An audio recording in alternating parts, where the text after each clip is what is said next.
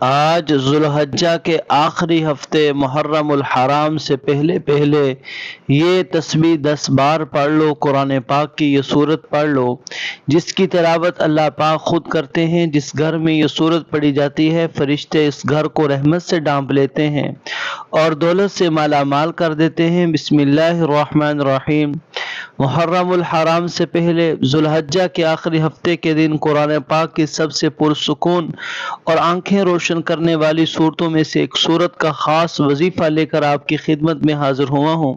یہ صورت اللہ کے قریب کر دیتی ہے۔ یہ صورت غریبوں کو، امیر، بیماروں کو صحت مند، حاجت مندوں کو حاجت بھی پورا کر دیتی ہے۔ اگر کوئی صبح پڑھے تو ایک فرشتہ دن بھر اس کی حفاظت کرے گا، اور اگر رات کو پڑھے تو فرشتہ ساری رات اس کی حفاظت کرے گا۔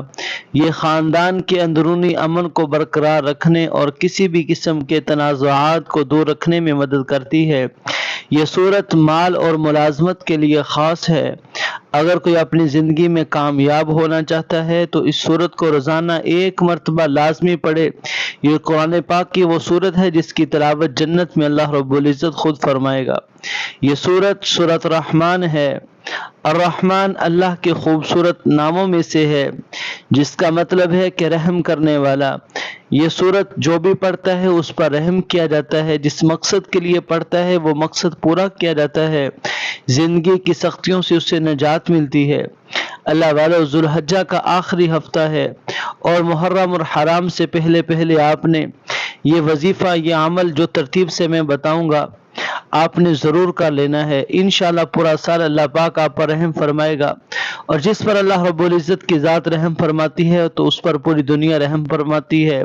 پوری دنیا اس سے پیار کرتی ہے، کائنات کی ہر چیز اس سے پیار کرتی ہے۔ ذوالحجہ کا آخری ہفتہ اس مہینے کا ویسے تو ایک ایک دن ہی بڑی عظمتوں والا ہے، بڑی برکتوں والا ہے، لیکن آخری ہفتہ خاص طور پر بڑی ہی فضیلت، بڑی ہی اہمیت کا حامل ہے۔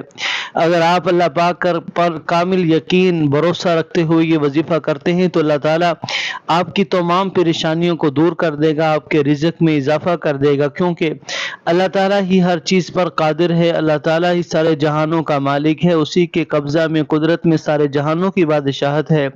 اسی لیے ہمیں اللہ تعالیٰ سے مکمل یقین اور بھروسے کے ساتھ اللہ تعالیٰ کی ذات سے مانگنا چاہیے تاکہ اللہ تعالیٰ کی ذات ہمیں نواز دے۔ وقت کی نزاکت کو مد نظر رکھتے ہوئے آئیے آج کے اس عمل کی طرف چلتے ہیں، لیکن اس عمل سے پہلے اگر آپ اس چینل پر نئے ہیں تو آپ نے ابھی تک اگر اس چینل کو سبسکرائب نہیں کیا تو خدا را اس چینل کو بھی سبسکرائب کر لیں، کیونکہ ایسے بہت سے وظائف، بہت سے اعمال آپ کے حوالے ڈیلی بیسس پر کرتا رہوں گا۔ اب عمل کیا ہے؟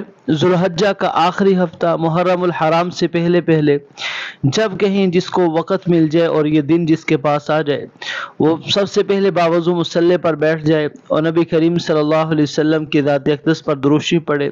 درود شریف کوئی سا بھی پڑھ لے، صلی اللہ علیہ وسلم پڑھ لے، صلی اللہ علیہ محمد پڑھ لے، یا درود ابراہیمی جو نماز والا درود شریف ہے وہ پڑھ لیں۔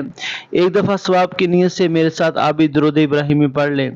اللہم صلی علی محمد وعلی آل محمد کما صلیت علی ابراہیم وعلی آل ابراہیم انک حمید مجید۔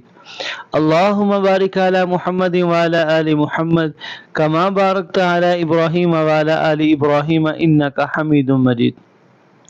درود پاک پڑھنے کے بعد آپ نے اپنے جائز مقصد، جائز حاجات کی نیت کرنی ہے۔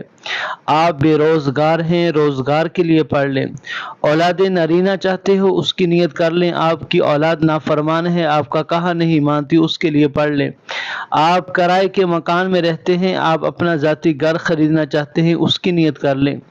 میاں بیوی میں محبت کی کمی ہے، تڑپنے والی محبت چاہتے ہیں، اس کی نیت کر لیں۔ نافرمان شوہر کے لیے پڑھ لیں۔ آپ کو لگتا ہے کہ آپ کی کوئی ایسی حاجت ہے جو پوری ہو ہی نہیں سکتی، اس حاجت کی نیت کر لیں۔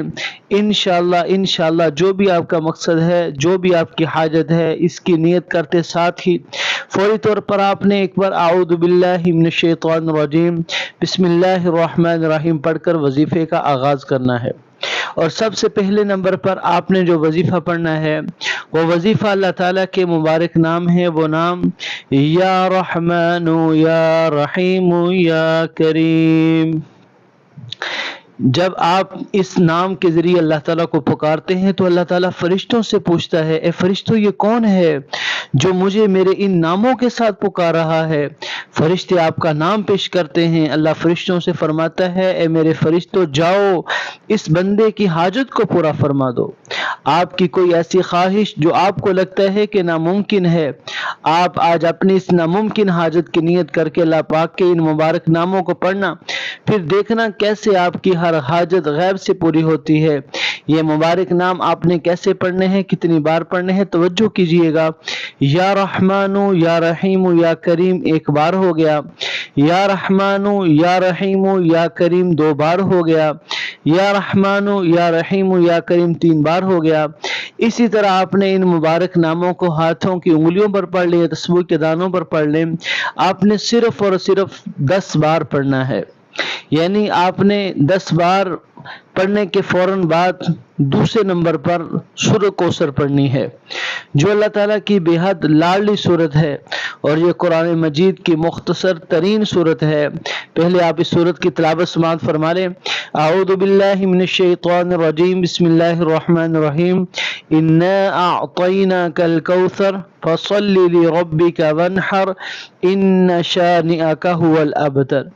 تو دوسرے نمبر پر آپ نے سورہ کوثر 21 بار پڑھنی ہے۔ جب آپ 21 بار سورہ کوثر پڑھ لیں تو اس کے فوراً بعد تیسرے نمبر پر آپ نے قرآن پاک کی کون سی سورت پڑھنی ہے؟ وہ سورۃ الاخلاص ہے۔ اعوذ باللہ من الشیطان الرجیم، بسم اللہ الرحمن الرحیم، قل هو اللہ احد اللہ الصمد لم یلد ولم یولد ولم یکن له کفوا احد۔ سورہ اخلاص کو آپ نے 7 بار پڑھنا ہے۔ اس کے بعد چوتھے اور آخری نمبر پر آپ نے جو آخری ہفتہ ہے، ذوالحجہ کا آخری ہفتہ محرم الحرام سے پہلے، جو آج چوتھا وظیفہ سورۃ الرحمن کا، وہ آپ نے 1 بار سورۃ الرحمن مکمل پڑھنی ہے۔ سورۃ الرحمن 27ویں سپارے کی سورت ہے۔ اس سورت کو 1 بار پڑھنے کے بعد پھر آپ نے آخر میں وہی درود پاک پڑھنا ہے جو عمل کے شروع میں پڑھا تھا۔ اب آپ کا عمل مکمل ہو چکا۔ آج کے عمل کی مکمل ترتیب یہ ہوگی کہ ذوالحجہ کے آخری ہفتے والے دن جب کہیں موقع مل جائے، باوضو بیٹھ جانا ہے مصلی پر، اور بیٹھ کر درود شریف پڑھنا ہے، اپنے مقصد کی نیت کرنی ہے، اور 1 بار اعوذ باللہ من الشیطان الرجیم بسم اللہ الرحمن الرحیم پڑھ کر وظیفے کا آغاز کرنا ہے۔ پہلے نمبر پر یا رحمان یا رحیم یا کریم پڑھنا ہے، دوسرے نمبر پر سورۃ الکوثر پڑھنی ہے، تیسرے نمبر پر سورۃ اخلاص پڑھنی ہے، چوتھے نمبر پر سورۃ الرحمن پڑھنی ہے، پھر اینڈ پر درود شریف پڑھنا ہے۔ جب سارا عمل مکمل ہو جائے تو آپ نے اللہ تعالیٰ سے اپنے گناہوں کی بخشش مانگنی ہے۔ انشاءاللہ اس عمل کی بدولت آپ کے 100 سال کے گناہ ہوں گے، وہ بھی معاف ہو جائیں گے۔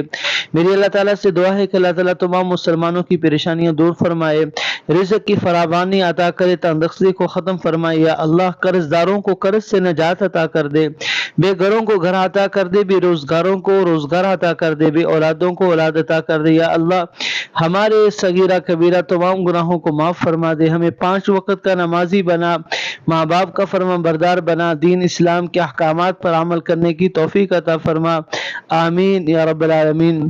اور اللہ والوں ساتھ ساتھ صدقہ خیرات بھی ضرور کیا کریں، کیونکہ صدقہ خیرات پوشیدہ کیا جائے یا ظاہراً دونوں صورتیں جائز ہیں، یہ گناہوں کی بخشش کا ذریعہ ہے۔ اللہ تعالیٰ نے قرآن حکیم میں فرمایا ہے، جو لوگ اپنے مال اللہ کی رضا کے لیے خرچ کرتے ہیں اور اپنے آپ کو ایمان و اطاعت پر مضبوط کرنے کے لیے خرچ کرتے ہیں، ان کی مثال ایک ایسے باغ کی سی ہے جو اونچی سطح پر ہو، اس پر زوردار بارش ہو تو وہ دگنا پھل دے گا، اور اگر اس زوردار بارش نہ بھی ملے تو اسے شبنم یا ہلکی سی پھوار بھی کافی ہو۔ اللہ تعالیٰ تمہارے اعمال کو خوب دیکھنے والا ہے، صدقہ مال میں کچھ بھی کمی نہیں کرتا، اور بندے کے معاف کرنے سے اللہ تعالیٰ اس کی عزت ہی بڑھاتا ہے، اور جو شخص بھی اللہ تعالیٰ کی رضا کے لیے عاجزی اختیار کرتا ہے اللہ تعالیٰ اس کا درجہ بلند فرماتا ہے۔ دعا ہے کہ رب کریم میرا سنانا، آپ کا سننا اپنی بارگاہ الہی میں قبول و منظور فرمائے، آمین یا رب العالمین۔